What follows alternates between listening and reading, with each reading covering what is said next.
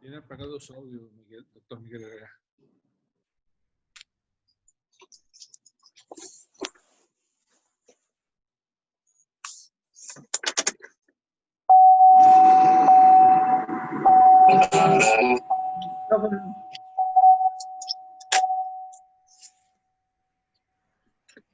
Doctor, tienes apagado tu Tienes audio. apagado el micrófono.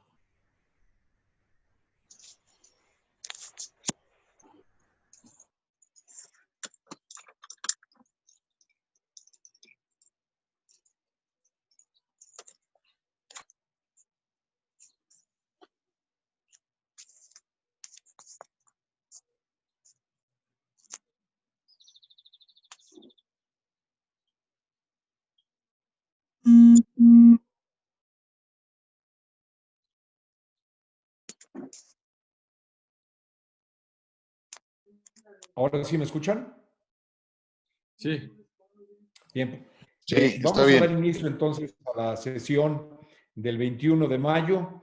Nosotros hemos establecido una serie de sesiones extraordinarias a propósito de la pandemia del COVID y recordarán que el jueves 2 de abril, cuando apenas iniciaba el problema, tuvimos una sesión para ver cuál era las características que debía de reunir nuestra práctica durante el inicio de esta pandemia. Tal parece que ahora estamos llegando ya al nivel máximo y que muy pronto esto se empezará a estabilizar y empezará a disminuir. Sin embargo, tenemos un alto riesgo de que haya un segundo brote, ya que independientemente de que la pandemia se comporte como si tuviera o no estacionalidad, se espera que pueda haber un repunte.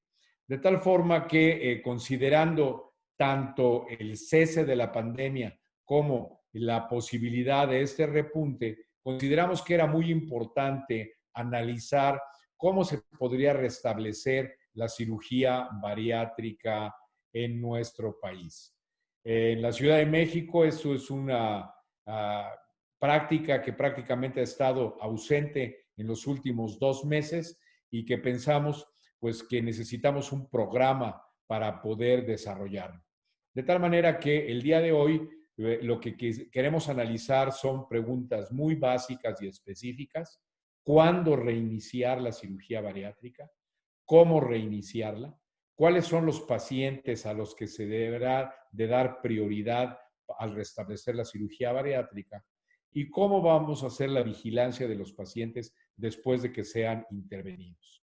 El primer tema nos los va a exponer el doctor Nelson Rodríguez Huerta, el segundo Juan Pablo Pantoja, el tercero Juan Antonio López Corbalá y el cuarto la enfermera Morín Mosti.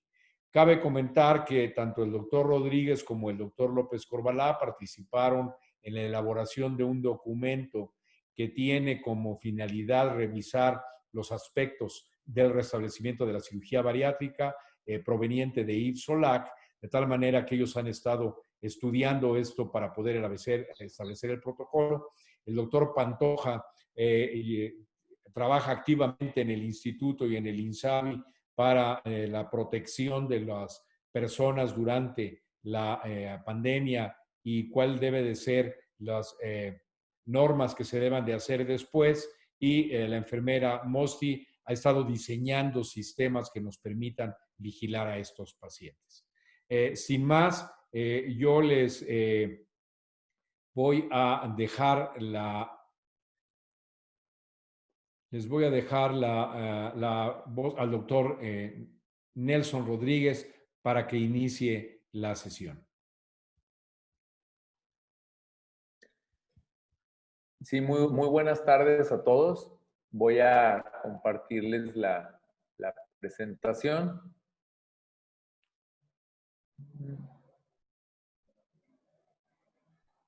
Y bueno, vamos a hablar un poco de lo que es de una manera muy general, tratar de establecer los parámetros para iniciar el retorno a la cirugía bariátrica electiva. Y bueno, las condiciones para el retorno básicamente deben partir de las recomendaciones que nos den las autoridades sanitarias, sobre todo en cada ciudad y en cada país, ¿no? Porque si nosotros revisamos nuestro país, se comportan los brotes y la pandemia de diferentes formas, por ejemplo, en lo que es frontera, lo que es la capital, a lo que es el occidente, el norte. Entonces es muy importante estar revisando las condiciones actuales en cada ciudad y en cada país.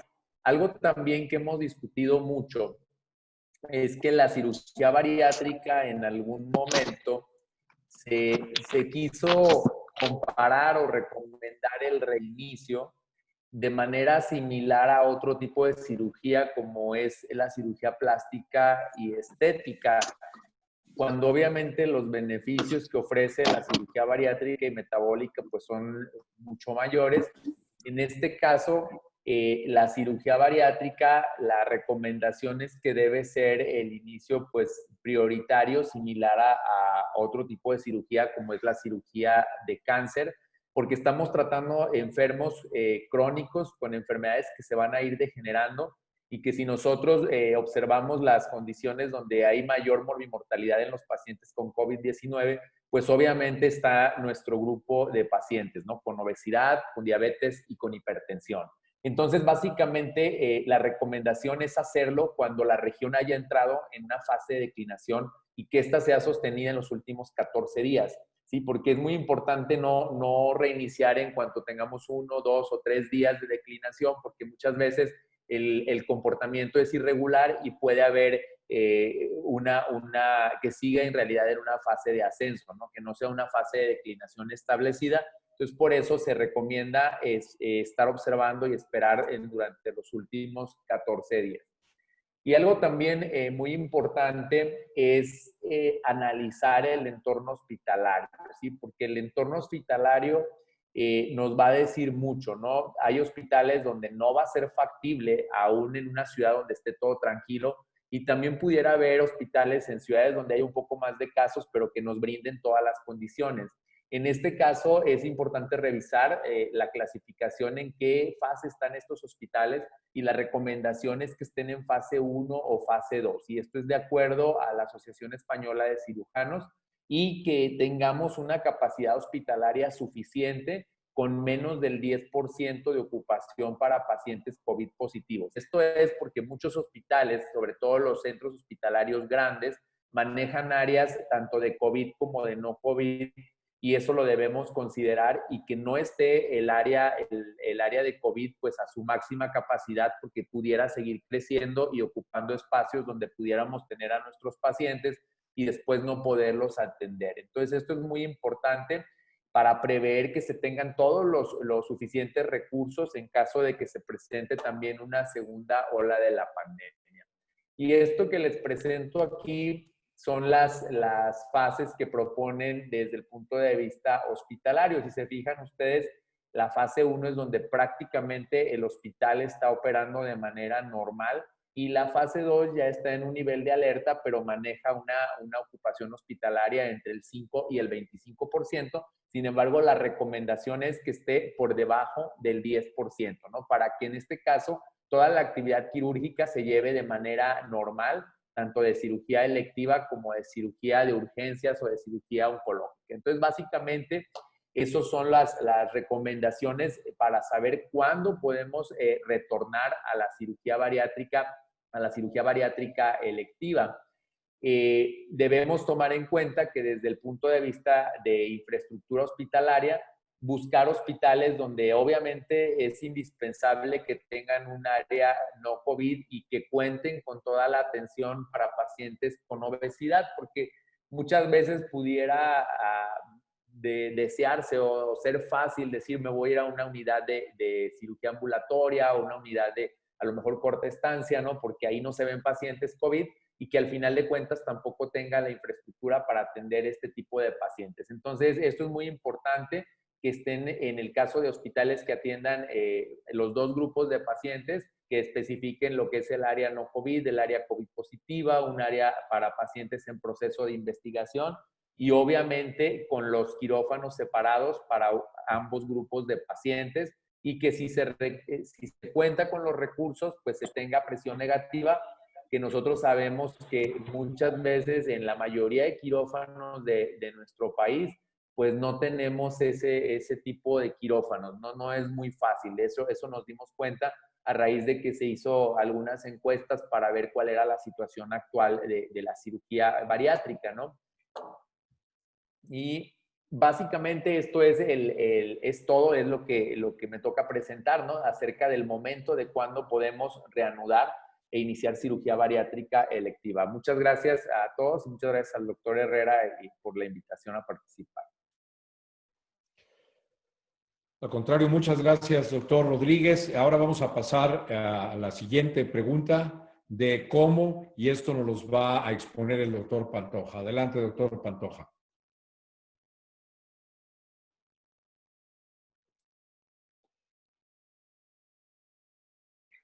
¿Me escucha bien? Perfectamente y con atención. Y ven todos mi Sí. pantalla, ¿verdad?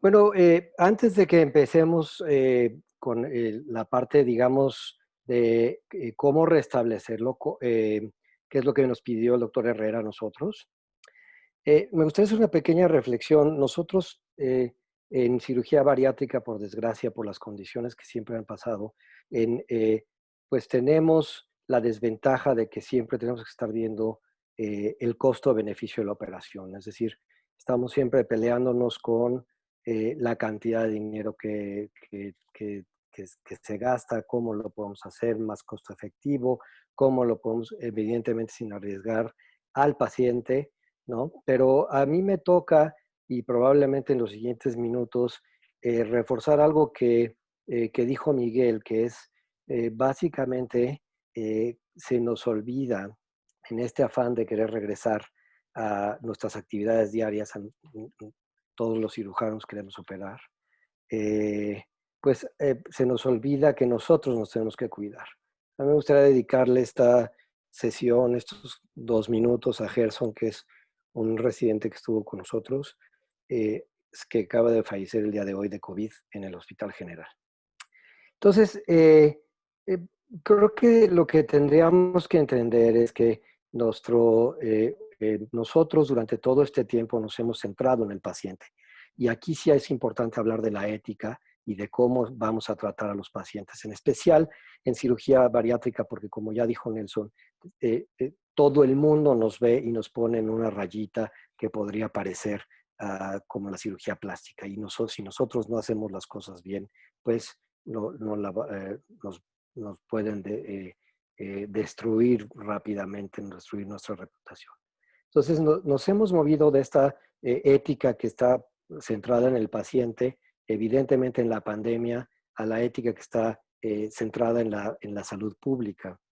Y hemos dejado de lado nuestras actividades para trabajar en lo que significa la salud pública, en lo que es el bien para todos y no específicamente para un paciente. Y ahora nos estamos moviendo de nuevo o intentaremos movernos en las siguientes semanas. Yo no soy tan positivo como el doctor Herrera, me parece que nos va a faltar un poco más de tiempo, pero nos tendríamos que mover de nuevo a la ética centrada en el paciente, pero con una condición diferente que no contábamos antes, que es la protección a nosotros sí o sí todo el tiempo, y eso es una de las cosas que a mí me gustaría subrayar. Como dijo Nelson, hay una serie de factores que nos permitirían reiniciar estas actividades electivas, que son, ya lo explicó él muy bien, en qué fase la pandemia está, en qué institución estamos y cómo se comporta o cuál es la función de ese hospital, qué tipos de procedimientos vamos a hacer, a qué pacientes lo vamos a hacer, que es lo que va a hablar en un ratito más el doctor López Corvalá, ¿verdad? Que va a hablar de eso. Y finalmente, de la enfermedad a la que nos enfrentamos, que es la obesidad. La institución o el hospital, pues tiene que tener una serie de cosas. ¿Cómo podemos reiniciar? Pues cuando el hospital cuente con todos los recursos y materiales y humanos, ya lo resolvió o lo dijo Nelson hace un momento, que el hospital pueda llevar a cabo estos procedimientos selectivos sin comprometer la seguridad de los pacientes y de los trabajadores de la salud, y quiero subrayarlo de una forma importante. Debe desarrollarse una política y deben desarrollarse planes de cómo se van a hacer los procesos. Esa es una de las cosas en las que en general fallamos en forma importante. priorizar los procedimientos y los pacientes, que esa es una parte que hay mucho debate en cirugía bariátrica y al rato se hablará un poco más de eso, y sin duda comenzar la calendarización de esto. Aquí les pongo como ejemplo los protocolos que se deben o que se están realizando, en especial estos son para el tratamiento en este momento, en el momento de la pandemia, pero nosotros tenemos que desarrollar cómo van a ser los protocolos desde el momento en que entra nuestro paciente hasta que se va y cómo los vamos a seguir y qué vamos a hacer para proteger a los pacientes y qué vamos a hacer para protegernos a nosotros. ¿Cuándo reiniciarlo? Pues debe analizarse correctamente la capacidad para realizar, y esto es muy importante. Entendemos que estamos en un país que tiene muchas limitaciones para las pruebas, pero en realidad esta es la recomendación de todos los demás países si tuviéramos todos los recursos. Se debe de analizar la capacidad de realizar pruebas diagnósticas para proteger a los pacientes, pero también a los trabajadores de la salud. ¿Cuál es la disponibilidad real de estas pruebas? ¿Qué tipo de pruebas son?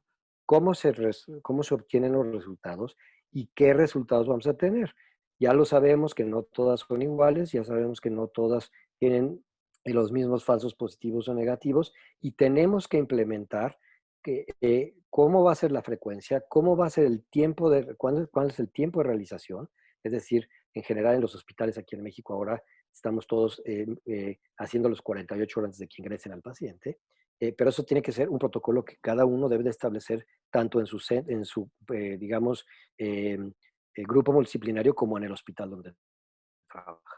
Y especialmente a quienes se lo van a hacer, porque también hay que contar que se lo debemos hacer al personal de salud cuando hay síntomas o cuando... Y si no tenemos nada de esto y si no podemos separarlos correctamente, dentro de esto también tendría que ir el protocolo de qué tipo de screening vamos a hacer en términos clínicos con los pacientes, pues habría que entonces contar o manejar a todos como contagiosos. Y dentro de esta manejada de todos contagiosos, pues tendríamos que incluir todo lo que significa el equipo de protección personal para ¿cómo se llama? Justamente para el personal de salud. Estas son dos tablas básicamente que definen cuáles son las preferencias de protección y cuáles son las que pues por lo menos podríamos utilizar. Sin duda a todos nos gustaría usar mascarillas N95 para todos los pacientes, pero probablemente no vamos a tener esas mascarillas. Entonces, con más razón, tenemos que ser mucho más cuidadosos en escoger a los pacientes y en especial cuidarnos de no contaminar y no contagiar dentro del quirófano. También, ya lo verán con el doctor López Corbará, es importante entender que nuestros pacientes, cuando se infectan en el perioperatorio, tienen una mortalidad bien alta. No me voy a meter en eso porque no me toca a mí, pero es importantísimo entender lo que tanto los trabajadores de la salud como los pacientes están en riesgo. Entonces, ¿cómo debe de hacerse? Pues siempre que exista el equipo de protección adecuado para el personal de salud, y aquí entonces entramos en un conflicto. Nosotros estamos tratando de hacer paquetes que sean baratos y que no gastemos dinero, pero si nosotros ahora no contamos en nuestro paquete de idea que tenemos que tener el equipo de protección personal para el paciente, los médicos y las enfermeras y los gentes que están con nosotros, estamos haciendo las cosas mal. Para cada uno de los procedimientos que se programan, y una de las cosas importantes es que dentro de este protocolo tendríamos que hacer programas de entrenamiento para el personal de salud. Aquí ustedes están viendo las imágenes de cómo se coloca y cómo se quita el equipo de protección personal, y es importante entender que la mayor parte de los contagios que nosotros tenemos como personal de salud es en el retiro del equipo de protección personal. Ahí es donde generalmente fallamos.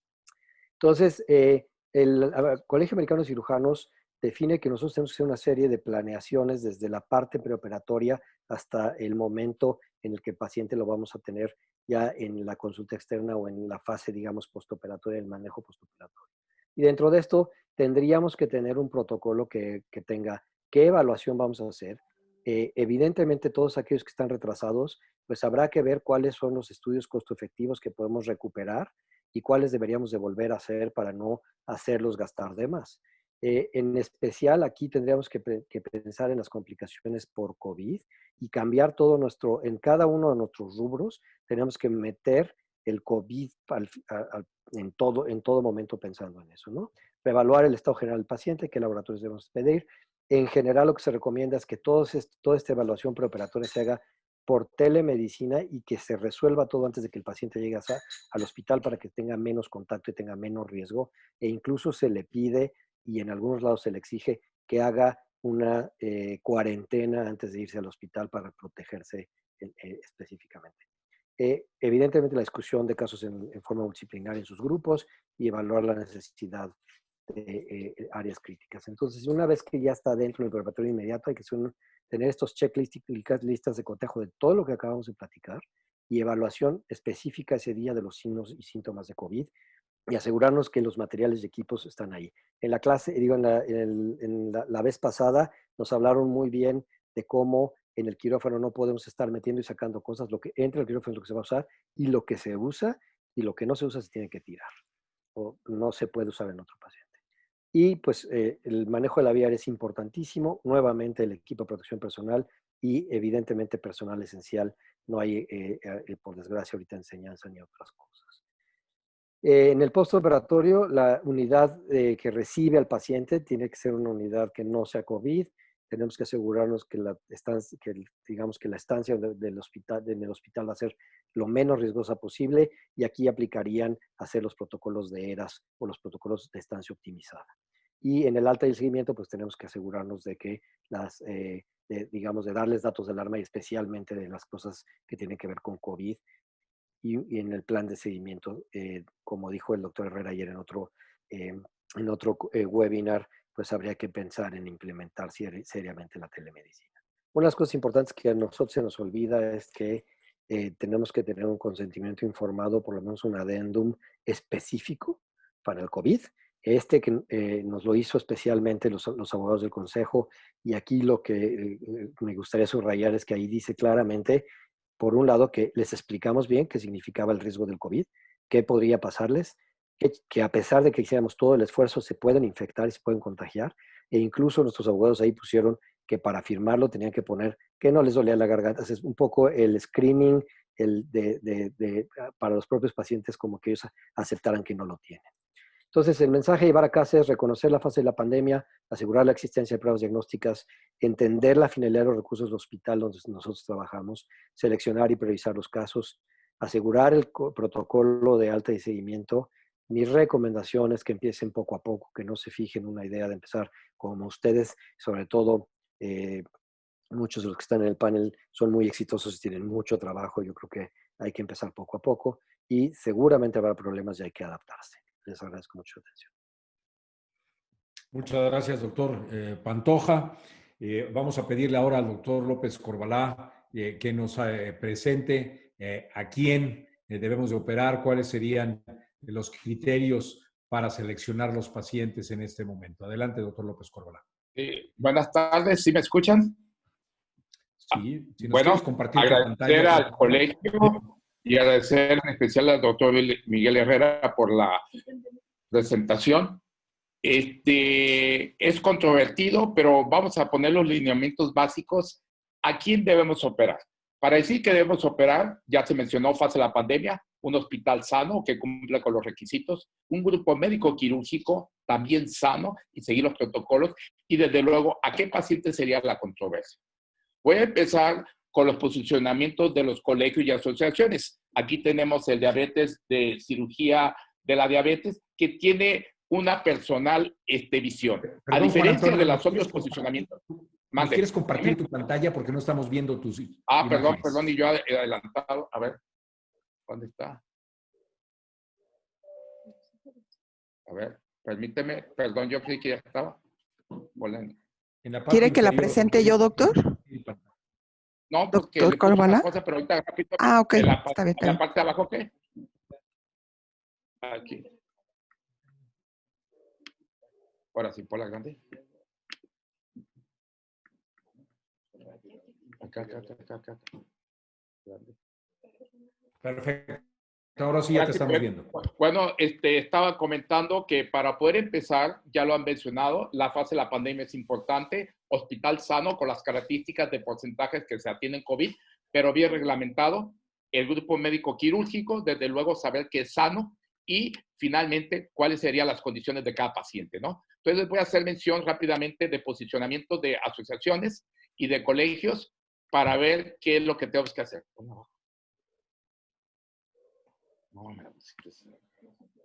Bueno, entonces puede empezar por grupo, este grupo que es importante, el de diabetes, el examen de cirugía de diabetes, que ellos tienen una personal idea que yo la comparto, y ellos mencionan que se operará a aquellos pacientes de alto riesgo, a diferencia,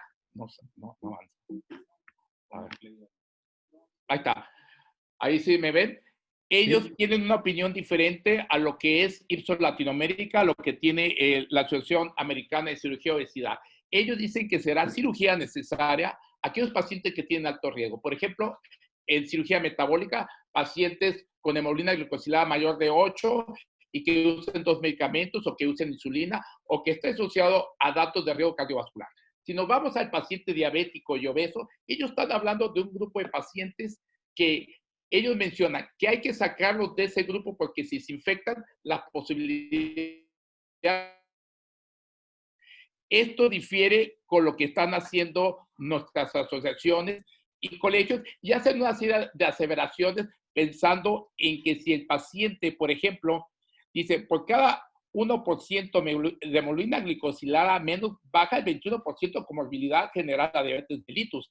Y así vamos viendo sus posicionamientos que dicen, nosotros tenemos que hacer cirugía necesaria en el mejor momento al paciente de alto riesgo. Eso cambia con lo que ayer el posicionamiento de CMBS, que honestamente, le voy a decir, no me gustó cómo lo presentaron, pero ellos hablan, dicen, si vas a empezar la cirugía de obesidad y tu hospital y tu área cumple con los factores más importantes, tú tienes que empezar con pacientes de bajo riesgo, no cardiópatas, no SAOS, índices de masa corporal menos de 55, edad menos de 60, no cirugía revisional, y ponen como único antecedente laboratorio el PCR. No menciona, pues voy a hacer comentarios. ¿Qué dice Ipsos Latinoamérica, a cual el Colegio Mexicano está afiliado? Es similar a CMBS con algunos cambios y lo voy a mencionar y luego voy a hacer un análisis de cada uno de los aspectos que estoy tocando. Por ejemplo, ya se mencionó los hospitales, pero va a ser muy importante la encuesta clínica que voy a mencionar, va a ser muy importante el PCR, si tomografía o no, el equipo de protección ya se habló, y excluir pacientes mayores de 60 años en cirugía revisional. Y desde luego, comorbilidades controladas y el posicionamiento de COVID. Las otras asociaciones no han declarado un posicionamiento. Y vamos a hablar de todos estos aspectos que quiero mencionar, acorde a la edad, acorde a índice de masa corporal, qué comorbilidades, qué tipo de cirugía le voy a hacer, qué exámenes y las reglas preoperatorias y postoperatorias. Por ejemplo, en la selección de pacientes vamos a hacer, sin duda, es la misma selección que vamos a hacer acorde a los posicionamientos, quiénes son candidatos a cirugía. Eso es importante, pero de preferencia con morbilidades controladas, no mayores de 60 años y una pérdida de peso preoperatoria de 6 a 10%. No cirugía revisional, en opinión de Ipsos Latinoamérica, porque las posibilidades de complicaciones se incrementan. Si hablamos de mayores de 60 años, ¿cuál es el punto? Tienen 2.7 más posibilidades de mortalidad. Eso es un aspecto importante. Si hablamos de pacientes con hipertensión, vemos que la mortalidad, el 42% son hipertensos. Si hablamos de diabetes, mortalidad, el 39% son diabéticos. Y la obesidad, que ya lo hemos mencionado. Ahora, ¿qué tipo de cirugía? Vuelvo a repetir, no tiene por qué cambiar el cirujano. Si el paciente tiene obeso y reflujo severo, no tiene por qué cambiar la cirugía. Si el paciente es metabólico, no tiene por qué cambiar la cirugía. Y eso cada cirujano sabemos que lo escoge de acuerdo a la edad, el índice de masa corporal, a las comorbilidades, a la expectativa del paciente y a la experiencia del cirujano. Eso no tiene por qué cambiar. Ahora vamos a ver con las reglas preoperatorias, que es muy importante. Nuestra entrevista, como dijeron, como quieran, por Skype, como quieran. Pero uno debe estar en contacto no menos de 15 días del paciente. Y aquí vimos los síntomas más importantes, que son fiebre, tos seca, anorexia y ataque al estado general.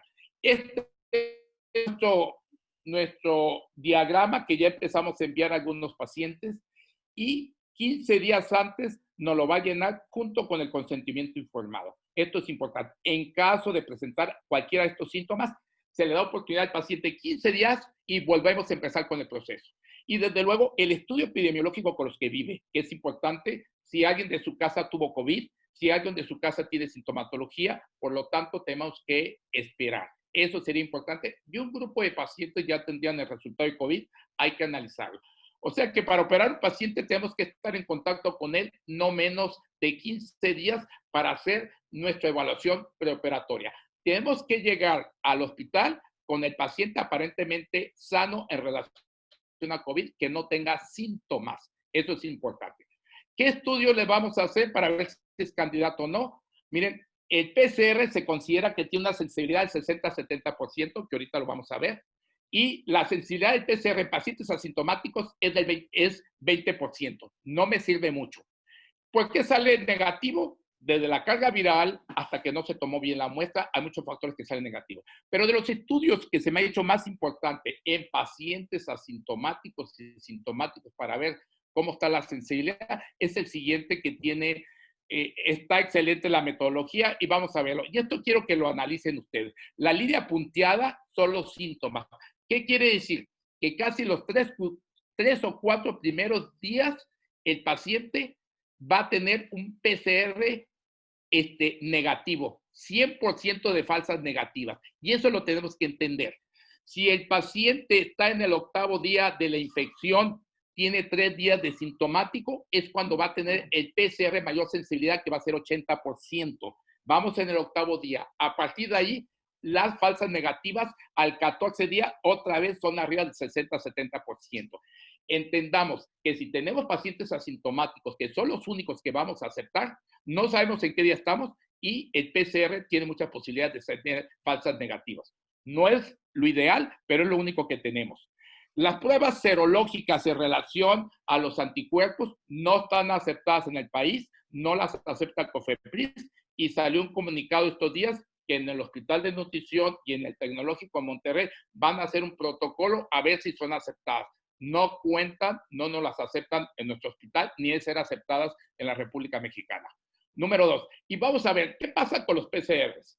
Si en los hospitales de gobierno no hay PCR para los infectados suficiente, mucho menos para los asintomáticos. Vuelvo a decir, estamos trabajando con puro paciente asintomático. Mientras en Estados Unidos se hacen 30,000 PCRs por cada millón de habitantes, en Rusia 40,000 estudios por cada millón de habitantes, 44,000 en Italia, en México 1,100 PCRs por cada millón de habitantes. No hay para los infectados, mucho menos para los asintomáticos. ¿Qué está pasando en la ciudad de Tijuana? Se abrieron 3 laboratorios y en la primera etapa se aceptaba hacer PCR, son laboratorios privados, si tenía síntomas el paciente y acompañado de una carta de su médico. O sea que no funciona. Actualmente volvimos a hablar y ahorita el requisito que nos dijeron es que pague nada más. Ahora vamos a ver de los estudios de imagen qué tanto nos sirven para ver a quién vamos a operar. Vamos a ver. La radiografía de tórax, si el paciente está sintomático y con PCR positivo, hubo imágenes positivas cerca del 70%. No me sirve mucho porque estoy hablando de asintomáticos que son los que voy a tener en el hospital. ¿Qué pasa con la tomografía? El único estudio que encontramos de los pocos estudios, 55 pacientes portadores asintomáticos, pero confirmados por PCR, el dato positivo, imagen positivo que sugería COVID fue del 67%. Quiere decir que estamos obligados, en opinión personal, a todos tomarle tomografía de tórax si estamos trabajando con pacientes asintomáticos, que es el grupo que vamos a decir que podemos operar. ¿Cuáles son las reglas posoperatorias? Lo mismo. Distanciamiento sanitario desde el preoperatorio hasta 15 días por lo menos en el posoperatorio. Minimizar tiempos de espera, hospitalización por tiempos mínimos y en respuesta sanitaria en el posoperatorio tenemos que estar. El consentimiento informado es obligado, ya se nos explicó. Y para concluir, originalmente las causas para suspender la cirugía electiva era mayor mortalidad en casos de COVID positivo, nadie lo discute, y para que haya disposición de hospitales. Pero si tenemos pacientes que sabemos que se complica más que les da COVID, soy de la idea, ¿cómo sacar esos pacientes de alto riesgo? Únicamente con la cirugía de obesidad, en el momento adecuado, en el hospital adecuado y con el personal indicado. En el mundo fallecen más de 2.8 millones de personas con enfermedades relacionadas con obesidad y síndrome metabólico. 2.8 millones. Eso también tenemos que tomar en cuenta. La cirugía para la obesidad no se categoriza como cirugía de urgencia o necesaria. En mi opinión, debe ser cirugía necesaria. La progresión de la obesidad y comorbilidades amenaza la vida, aumenta costos de atención médica indirecta. La cirugía electiva en obesidad no significa cirugía opcional.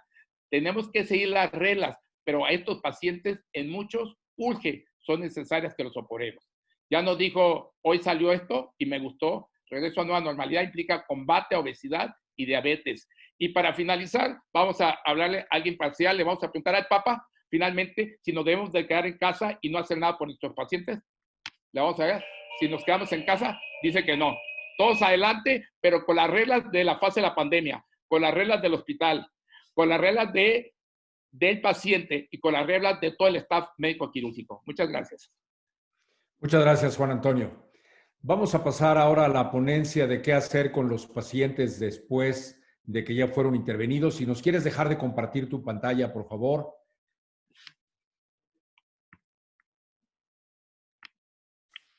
Y vamos a pedirle a Morín Mosti que nos haga favor de presentar cómo se debería de hacer la vigilancia posoperatoria de estos pacientes. Adelante, Morín.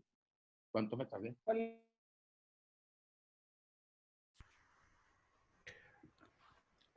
Un gusto estar aquí con ustedes. Agradezco mucho la invitación, sobre todo porque me dio oportunidad de arreglarme, lo que no hacíamos desde hace 2 meses.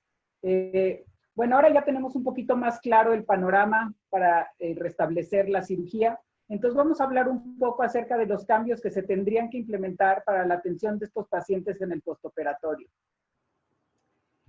El mundo cambió definitivamente, no va a ser el mismo mundo de antes.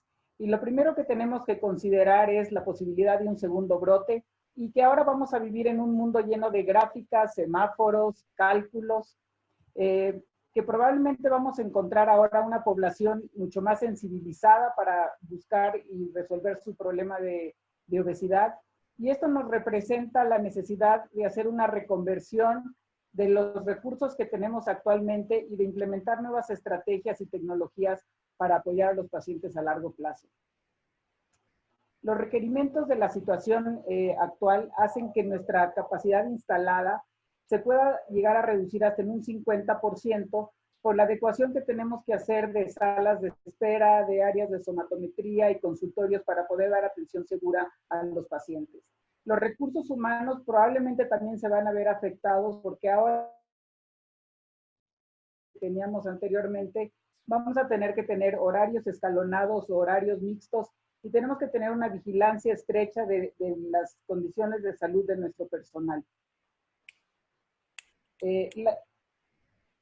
Para estos procesos de atención, por el riesgo de contagio que hay, tenemos que disminuir los riesgos de espera y hacer cambios importantes en el manejo del expediente, por ejemplo, ya que es un medio de contagio importante. Las juntas multidisciplinarias que antes hacíamos todos juntos en una sala, compartiendo expedientes, papeles, etcétera, pues ahora se tendrán que hacer guardando la sana distancia o de manera virtual. Todos los procesos de limpieza y sanitización de las áreas se deben de reforzar, así como la disponibilidad de equipo de protección personal, como lo mencionaba Juan Pablo, que aplique a especialistas y o pacientes. El escenario actual nos impulsa a que busquemos otra manera de atender a los pacientes y una de las propuestas es utilizar nuevas tecnologías como la telemedicina o el e-health, que ya sabemos que algunos de ustedes ya lo están utilizando, pero que nos permitiría aumentar nuestra capacidad instalada sin aumentar los recursos humanos que hoy tenemos disponibles y mejorar la adherencia al tratamiento y resultados junto con la satisfacción del paciente. Aquí tenemos un estudio de Vidal de 2014, donde vemos claramente cuáles son los problemas para la adherencia que dicen los pacientes tener. Y el primero son temas laborales en un 36.4%, problemas familiares que tienen que acompañar en un 18.2%, la distancia para el traslado, sobre todo en los pacientes foráneos, un 15.2%, y pacientes que peso que no quieren ir a la consulta en 12,1%, entre otras. La telemedicina se ve reflejada en tres importantes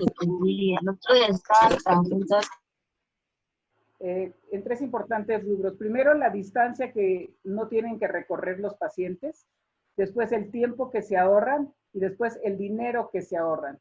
Entonces, esto es importante, ¿por qué? Porque todo esto se va a ir reflejado a que el paciente pueda asistir con más facilidad a sus consultas.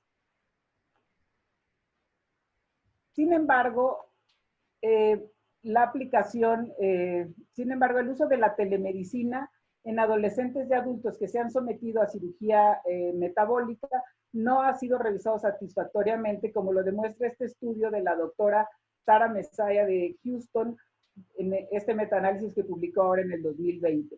En él se analizaron todos los estudios hechos entre 2011 y 2019, de los cuales 38 cumplieron los criterios de selección, 16 eran descriptivos y 22 fueron solamente analíticos. La mayoría informaron un impacto positivo sobre el bienestar y aceptación de esta tecnología. Solo un estudio tuvo seguimiento a más de 6 meses y solo un estudio informó mayor pérdida de peso en pacientes con seguimiento cibernético contra el seguimiento normal. Por lo tanto, la telemedicina presenta beneficios para el seguimiento postoperatorio de los pacientes, porque nos da un alto nivel de satisfacción tanto para pacientes como proveedores, es costo y tiempo efectivo, es muy útil en pacientes en zonas rurales y representa un ahorro significativo para los sistemas de salud. Sin embargo, nos podemos enfrentar a barreras importantes como son, por ahora, la falta de legislación, no poder garantizar la seguridad cibernética. Por ejemplo, nos piden que tenemos que garantizar tanto la seguridad de nuestra computadora como la de los pacientes. Y los avisos, la privacidad del paciente que también se puede ver vulnerada. Los avisos de privacidad que actualmente no cumplen con los requisitos legales para dar la consulta de esta manera. Y algo importante es la disparidad económica de nuestro país, donde mucha gente no va a tener acceso al tratamiento por no contar con la tecnología necesaria. También tenemos sistemas de pago y reembolso que hoy no sabemos cómo van a funcionar y la limitación de las plataformas actuales. Por lo tanto, la pregunta que les quiero hacer hoy o con lo que nos queremos ir a la casa es ¿qué factores debemos de considerar para iniciar los nuevos modelos de atención a nuestros pacientes? En primer lugar, creo que tenemos que seguir con la atención presencial como lo estamos haciendo ahora, cuidando la salud de nuestros colaboradores, pero establecer nuevos protocolos para la atención en línea, siempre con el apoyo de todo el equipo multidisciplinario. Es para nosotros bien importante hacer que la primera visita postoperatoria sea presencial, y esto puede ser a los 8 o a los 15 días, de acuerdo a los protocolos de la contingencia. Si vamos a dejar al paciente en aislamiento 14 días después de la cirugía, pues la visita sería a los 15 días y probablemente a los 8 días le haríamos algún tipo de consulta en línea. Tenemos que pedir al paciente que nos firme un aviso de privacidad específico, híbrido, tanto para consultas presenciales como en línea, y el paciente tendría que llenar un cuestionario previo a cada consulta, como lo dijo el doctor López Corbalá. Esto seguiría aplicando para las consultas en los consultorios. Es nuestra obligación garantizar la seguridad de todos nuestros pacientes y también de nuestro personal, evitar los contagios a través de nuevos procesos de atención que tenemos que formular, y tenemos que reforzar siempre la comunicación entre los miembros del equipo multidisciplinario para lograr la atención de alta calidad. Es importante romper paradigmas, es decir, en este caso, un reto que tenemos es lograr la aceptación de la teleconsulta como una consulta formal y de calidad, tanto por los especialistas, por los terceros pagadores y por los propios pacientes. Y para finalizar, tenemos, creo que todos nosotros, un compromiso como profesionales de la salud para desarrollar programas de investigación en el ámbito de la obesidad, la cirugía metabólica y ahora de la telemedicina. Muchas gracias por su atención. Al contrario, Muri, muchas gracias a ti. Y pedimos que Déjese compartirnos tu pantalla. Quiero comentarles que además de los expositores que ustedes ya escucharon, tenemos un grupo de panelistas, el doctor José Rodríguez Villarreal, Carlos Cervec, Noel Núñez y Luis Harp. Tenemos entre 170 y 175 personas conectadas, por lo que es muy difícil que podamos darle la palabra a las preguntas. Entonces, les queremos solicitar que hagan sus preguntas a través del chat. Nuestros panelistas van a estar pendientísimos de sus preguntas y vamos a cerrar la transmisión hasta que todas las preguntas hayan sido aclaradas. En lo que ustedes elaboran sus preguntas, yo quisiera pasar a hacer una serie de recomendaciones basadas en las presentaciones que acabamos de escuchar. ¿Cuándo deberemos de iniciar la cirugía bariátrica? Idealmente después de 2 semanas de declinación, hospitales que estén en fase 1 o 2. Y debemos de asegurarnos que nuestro hospital tiene suficiente capacidad y disponibilidad de pruebas diagnósticas, de espacio en las áreas de hospitalización y de cuidados intensivos en el remoto caso que se llegaran a necesitar, y que tengan la posibilidad de realizar estudios radiológicos y endoscópicos que pueden ser muy importantes en el caso de que se presentara alguna complicación. ¿Cómo hacer esto? Basados en una política y un plan de inicio, en pacientes que tengan PCR y estudios de imagen negativos, y de acuerdo a la accesibilidad podremos recurrir a radiología, a una radiografía simple de tórax, un ultrasonido o tomografía. Necesitamos utilizar un equipo básico de protección personal, cubrebocas de alta eficiencia, protección visual y guantes dobles en intervenciones tanto quirúrgicas como endoscópicas.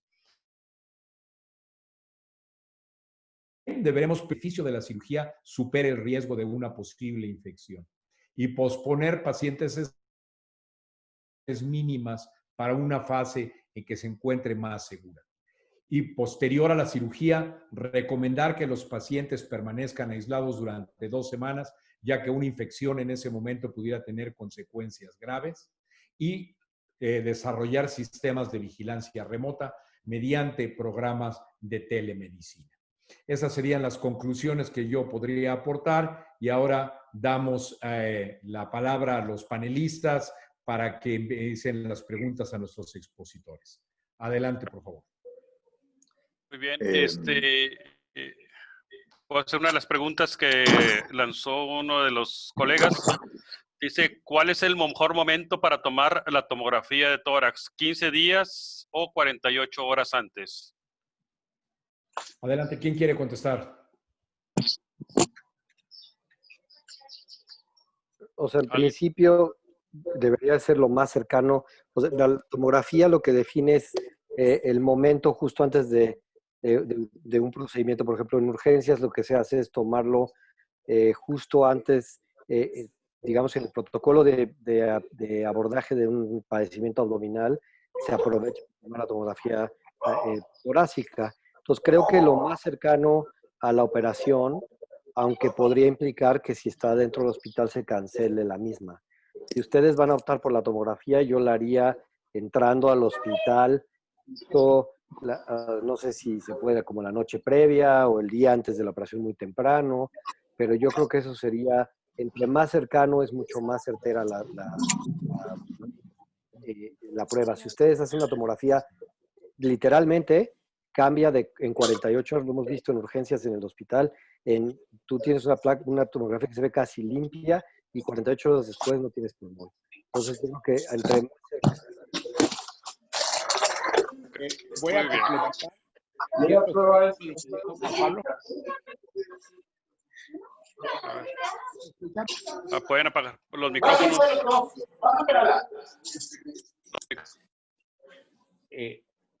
Bueno.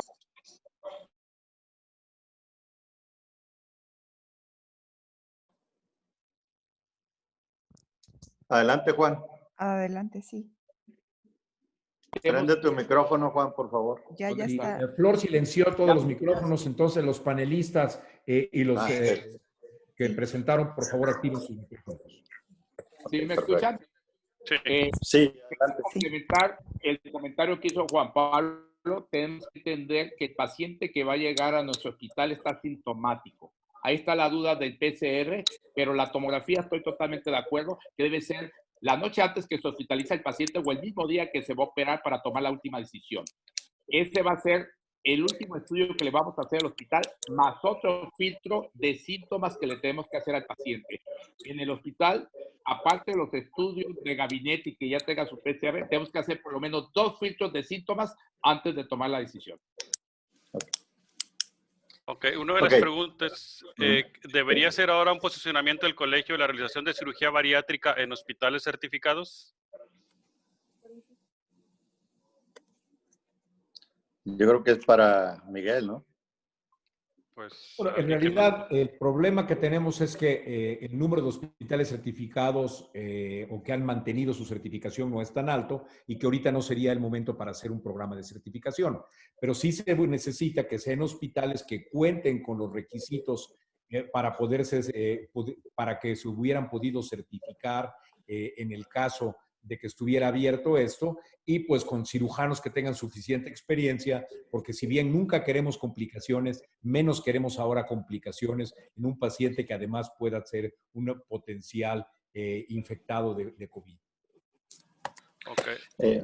Me gustaría hacer un comentario. En uno de los webinars que hablaron sobre el meter al paciente más complicado primero que el paciente, entre comillas, estable.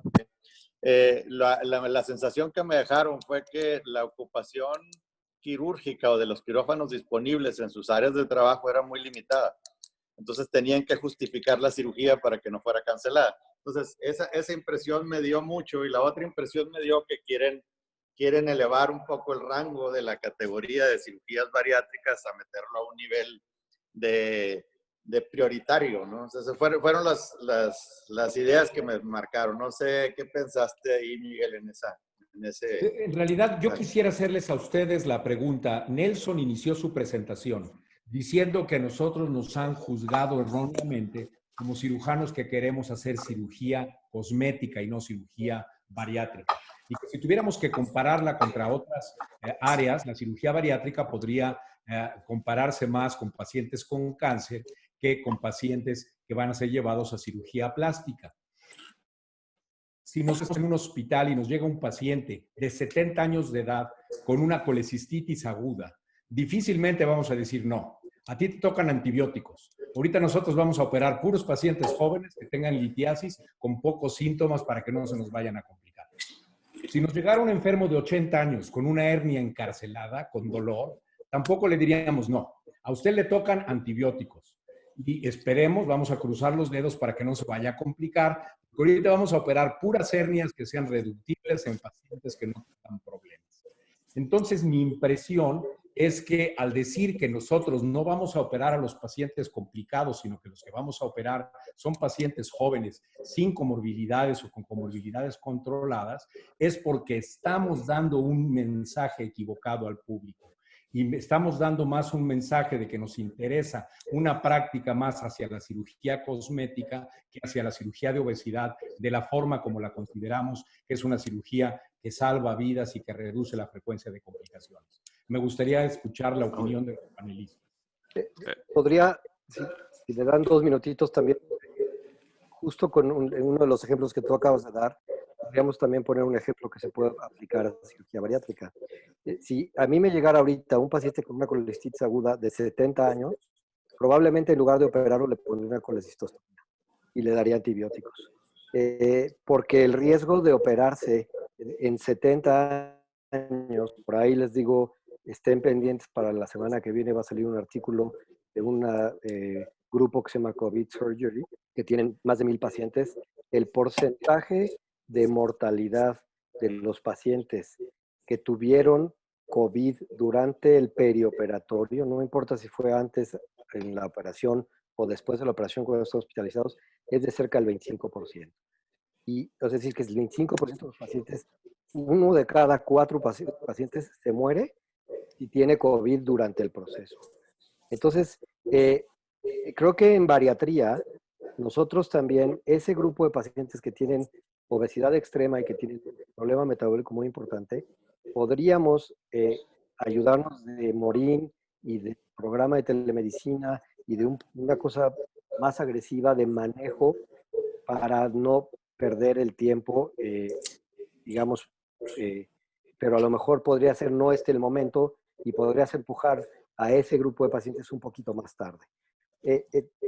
Evidentemente, como dijo Miguel, y como dijo, pues aquí es, de un lado, las más justificables son los más enfermos, pero por otro lado, esos más enfermos tienen muchísimo más riesgo de morirse si se complican con COVID.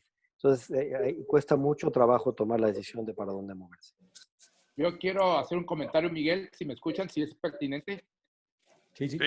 Mira, si hacemos un análisis y estamos aquí en el webinar para tener reglas, seguimos las reglas de confinar al paciente 15, 20 días antes, hacer su estudio epidemiológico en su casa, esperar, hacer los estudios pertinentes y hacer el último filtro cuando el paciente está hospitalario. Si tú vas haciendo rangos, las posibilidades de que tenga el COVID, siempre y cuando estés en un hospital sano y con todo el personal sano, son muy bajas.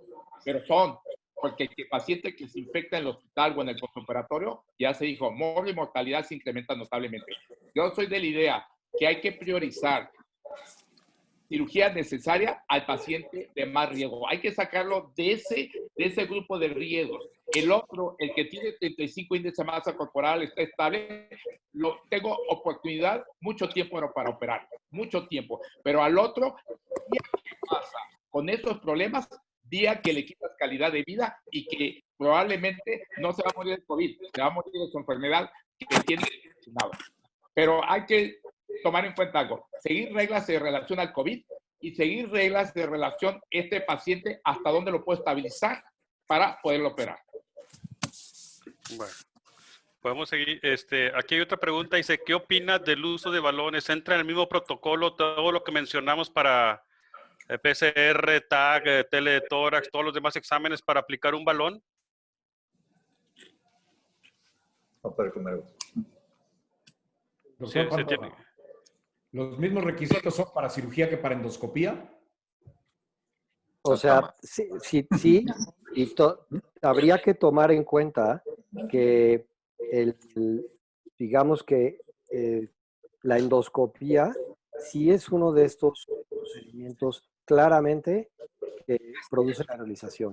Ahí el personal de salud tiene muchísimo más riesgo al colocar un balón. Entonces, probablemente el paciente, y eso no se sabe, pues si tú le pones un balón, probablemente no tenga el mismo desenlace si el paciente se contagia que si lo operas, ¿no? Lo que sí es claro es que si lo operas, como ya dije, el 25% se puede morir. Pero, y esa parte pues todavía no la sabemos porque no hay ningún estudio. Pero lo que sí es claro es que por lo menos en términos del cuidado del personal de la salud, ese es uno de los procedimientos con más riesgo de aerolización que hay. Yo quiero hacer una pregunta muy personal. Todos ustedes como cirujanos, como nosotros, tienen su equipo. Es el mismo cirujano, los mismos asistentes, el mismo anestesiólogo. Convivimos casi todo el mismo día en la misma sala de quirófano. Si uno se llega a contagiar con COVID, ¿se tiene que poner en cuarentena todo el equipo?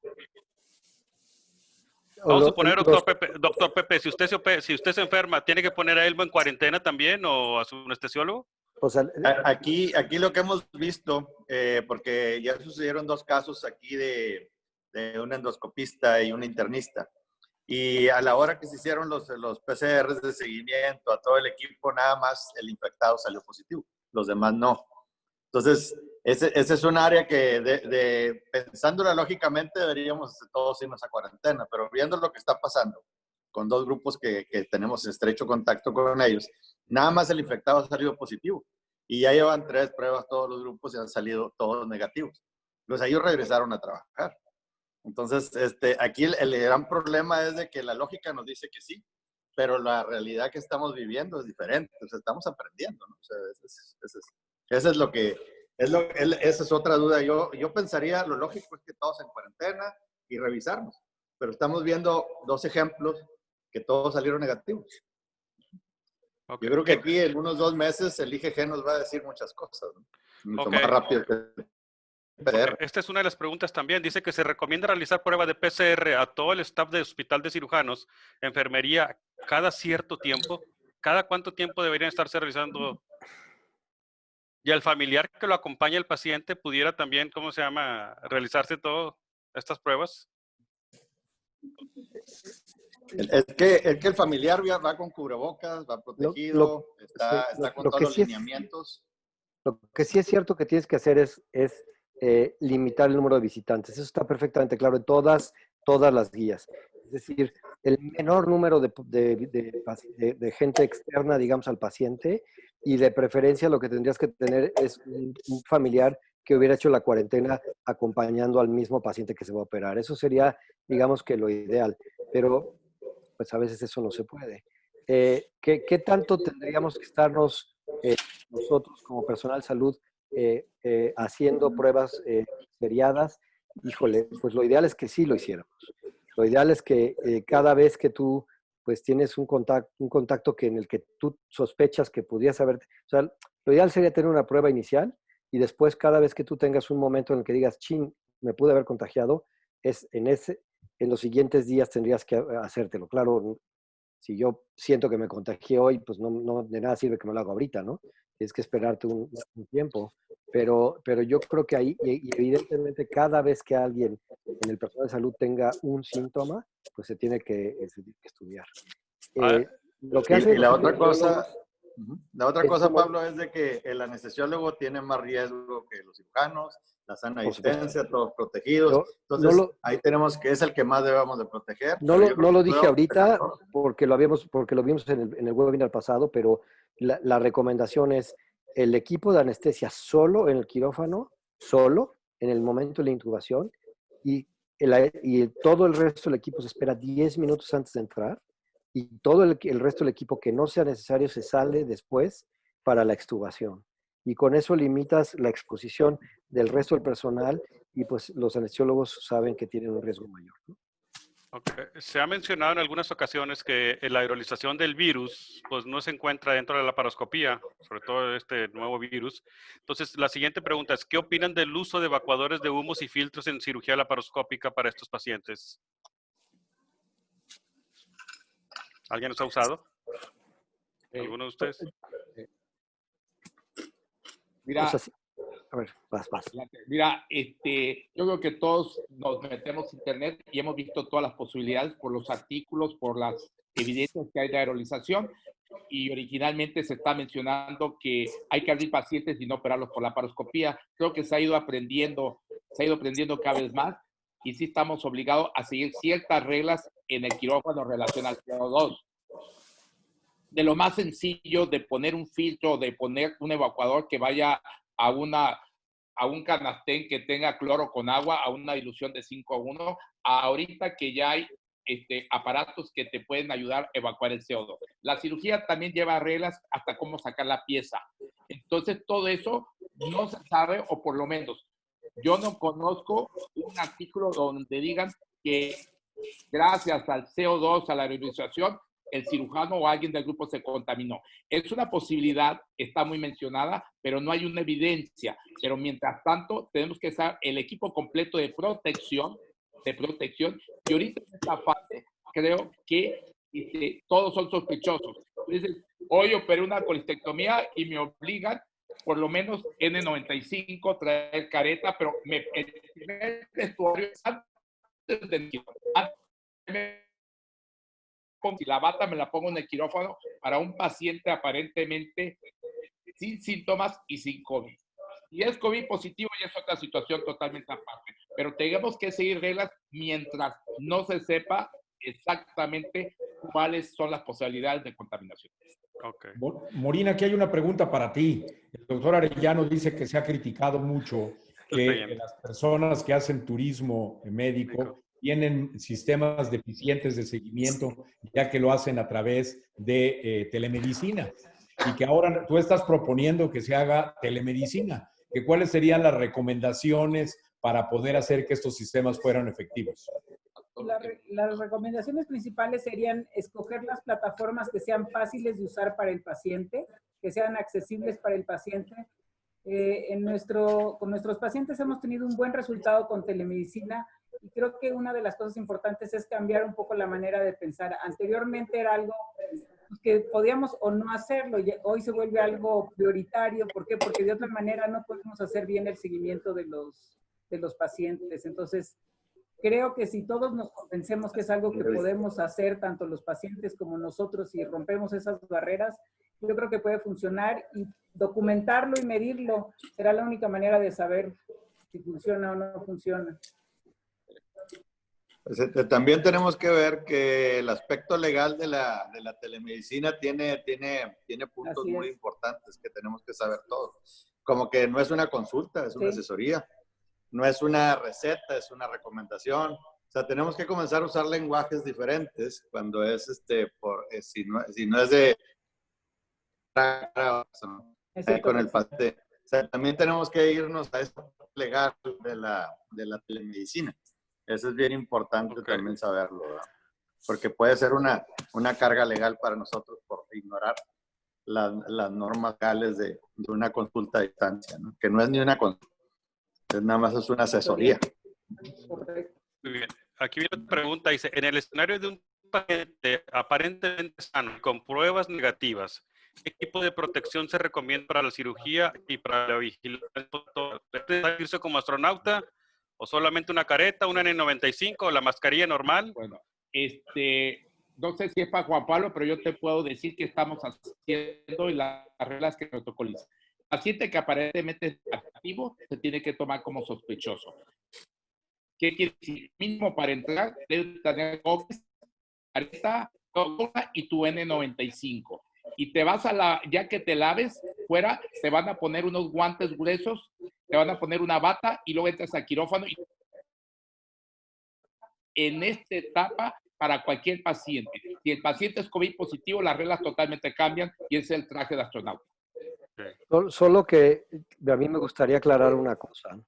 Entre más complejo sea cómo te ves, más complejo es la desvestida y más chance de equivocarte y de contaminarte. Creo que el error más grande que tenemos es pensar que todo esto que es exactamente como o sea, me da, de hecho, mucha tristeza ver a la gente en la calle con guantes, tocando todo y luego agarrándose la cara con los guantes. Para fines prácticos es exactamente lo mismo y no lo pensamos nosotros. El traje de astronauta no te va a proteger más que un buen equipo para hacer la cirugía, y ya necesitas doble guante si sabes cómo ponértelo y quitártelo. El problema que tenemos es que en esta sobrereacción, todas estas cosas las estamos usando mal. Las estamos usando, nos da esta falsa sensación de seguridad, y ahí es donde la cosa se complica. Los pasos de quitártelo son los más importantes. Más que gastar o sea, para mí sería mucho más importante, más que tener un traje de astronauta, tener una persona que esté revisando cómo me estoy quitando el equipo, por ejemplo. Juan Pablo, nada más te quiero comentar que ya son protocolos establecidos y estoy totalmente de acuerdo porque hay una enfermera con un checklist que te ayuda tanto a vestirte como a desvestirte y seguir perfectamente la regla. Los cirujanos no estamos acostumbrados a seguir ninguna regla. Hasta ahora, últimamente, nos hemos aprendido a poner cubrebocas. Entonces, de acuerdo que ahora las reglas ya cambiaron, pero sí hay reglas para que aparentemente es COVID negativo, que no son tan estrictas como el que estamos operando y nos ponemos a...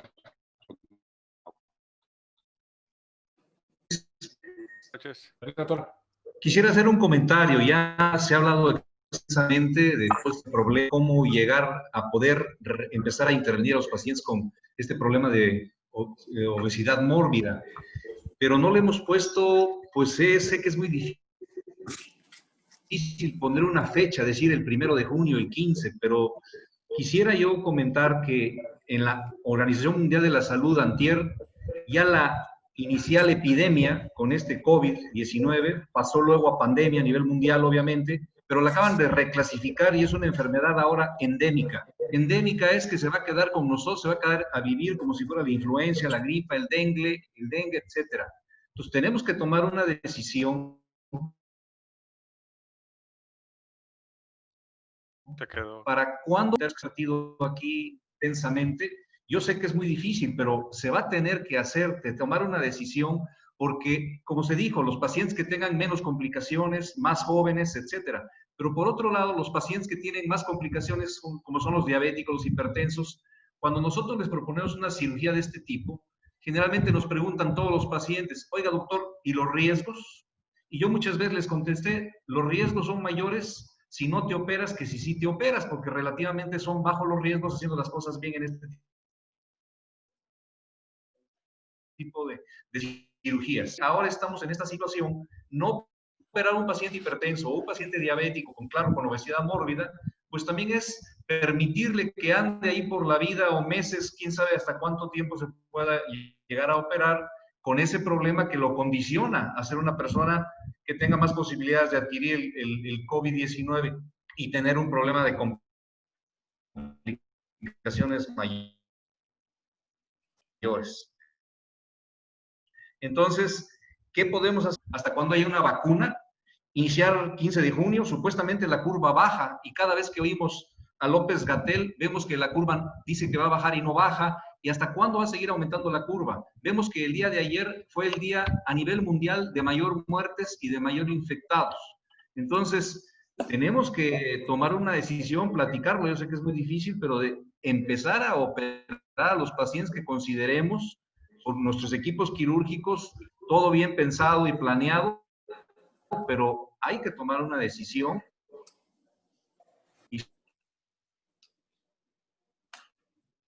ser enfermedades metabólicas y claro, con todas las circunstancias y comentarios que se han vertido aquí. Muchas gracias, Luis. ¿Hay más preguntas, Noé? Sí, así es. Dice, aquí viene una que dice, ¿qué ocurre en países con médicos bariatras que están realizando cirugías bariátrico-metabólicas en época de alta contaminación viral, donde los riesgos son altos y ya que la sociedad mexicana les ha dicho que no operen? O sea, en países como Brasil, no sé si ustedes tengan conocido con el doctor Cohen o si hayan platicado con el doctor Almino o con algunos colegas allá en Chile, en Argentina, ¿cómo les ha ido a ellos? Si han suspendido sus cirugías, ¿cómo les ha ido a ellos? Yo sé que la mayor parte han suspendido las cirugías. En todas las normas, leyes de tránsito, en la Constitución, hay personas que las siguen al pie de la letra y personas que no las siguen, por lo que no me extrañaría que haya alguien que no se haya ceñido a estas recomendaciones.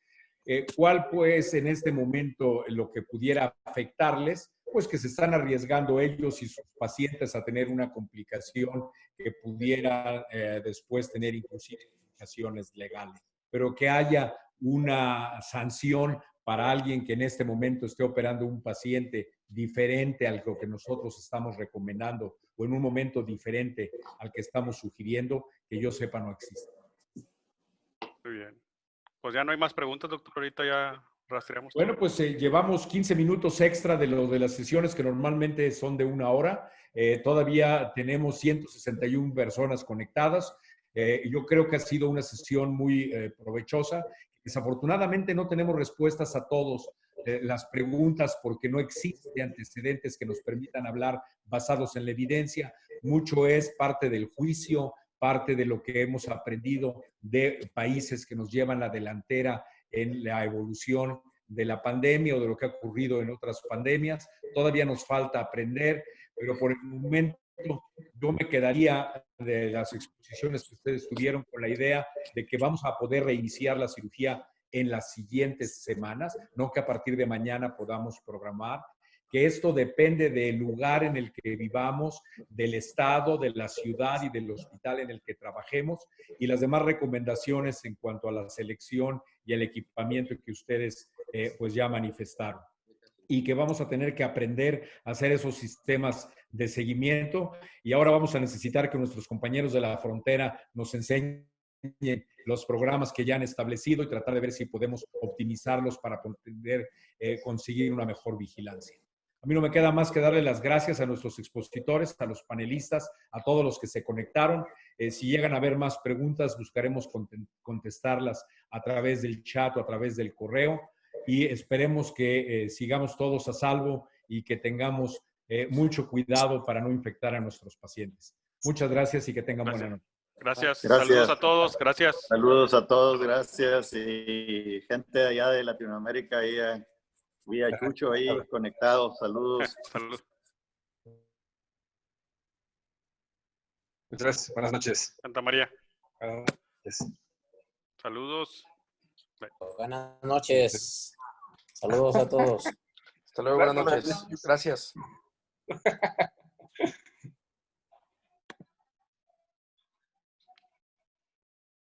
Este pariente.